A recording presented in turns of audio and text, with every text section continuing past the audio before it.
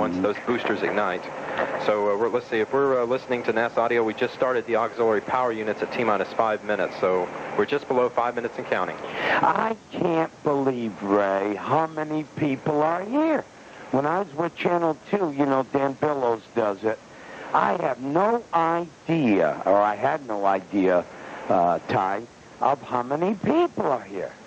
It's great. That's nice. the reason I invited you down here, Bogey. I wanted you to see it. It's an experience that you shouldn't miss. It's for at least one time. It's an experience of a lifetime to see a space shot.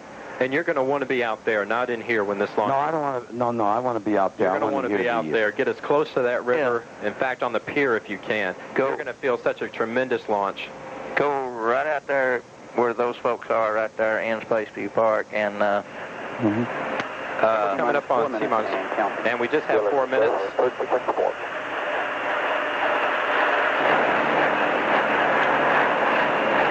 Everything is on track for launch this morning at 10:49 a.m. We just had the test of the flight control services is now being conducted. This is a program pattern of movements designed to verify the readiness for launch of the engines and other flight control services. And this is the voice of Bruce Buckingham at Launch Control Center, firing room number 3. The final purge sequence of the main engines has been underway. We're just below 4 minutes and counting. We're at 3.5 minutes actually right now. They're getting ready to initiate the main propulsion system's gimbal profile checks. You'll start to see the main engine's gimbal or positioned into the ready position. Also, they'll verify that the body flap on the vehicle is in the launch position. Coming up on the 3-minute point in this countdown to launch. Everything's still set for Columbia and the launch at 10:49 this morning. T-minus 3 minutes and counting. A crew of 7, and in the payload bay rest the Life and Microgravity Space Lab. They've just began to pressurize the liquid oxygen tank. The liquid oxygen tank located inside the external tank is underway. T-minus 2 minutes, 40 seconds till launch. CLT OTC, clear caution warning memory, verify no unexpected errors. Good Lord. And the commander's flipping some switches at this time. And the gaseous oxygen vent hood is slowly being retracted away from the top of the external tank. Inside this tank is about 500,000 gallons of super cold liquid fuels that run the orbiter's 3 main engines. So we see the beanie cap now being swung away from the top of the external tank. Everything looking good for launch. Columbia is set to fly its 20th mission into space. Flight crew, OTC, close and lock your visors and initiate O2 flow. Have a great flight and have more fun than a barrel of monkeys.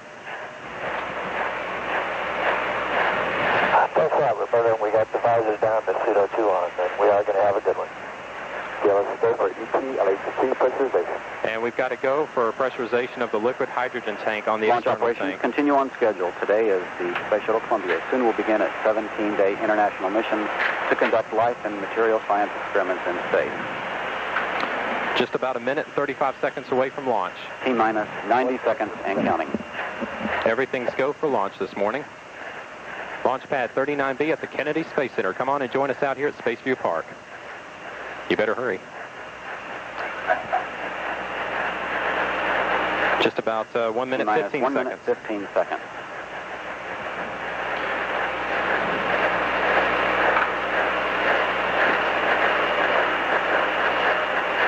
Coming up on the 1 minute point in this countdown to launch. 1 minute and counting.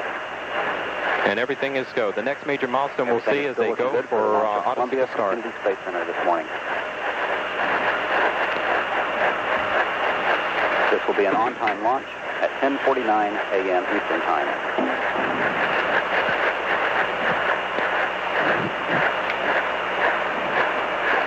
T-minus 40 seconds.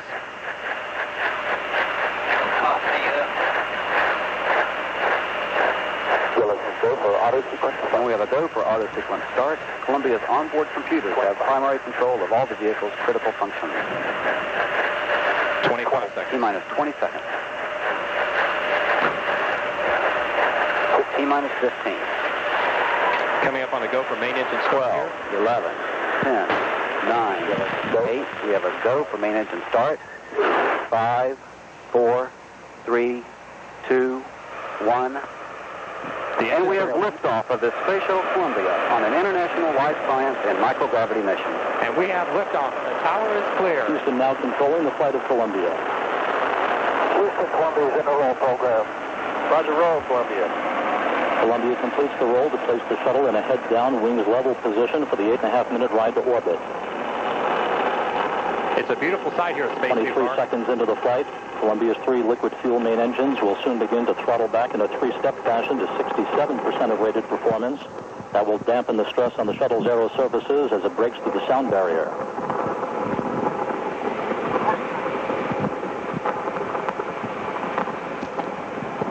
"45 seconds into the flight, Columbia already traveling at 711 miles per hour, 2.5 miles downrange from the Kennedy Space Center.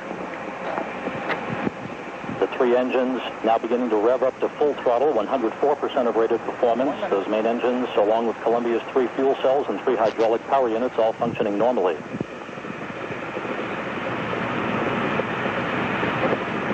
It's now disappeared into some low clouds here at Spaceview Park. Columbia, go at throttle up. Copy, go at throttle up. The throttle up call acknowledged by Commander Tom Hendricks. He's seated on the flight deck along with pilot Kevin Kriegel. They flew together a year ago on STS-70. They're joined on the flight deck by payload commander and flight engineer Susan Helms and mission specialist Rick Linehan. Down on the mid-deck, mission specialist Chuck Brady along with payload specialists Jean-Jacques Fabier and Bob Thirsk. One booster officer here in mission control standing by for solid rocket booster shutdown and separation about 5 seconds from now.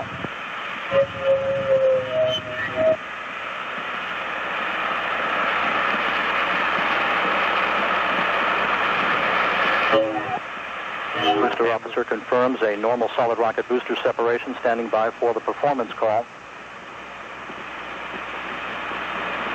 Columbia, performance nominal. And we've seen the solid rocket boosters now separate from the vehicle.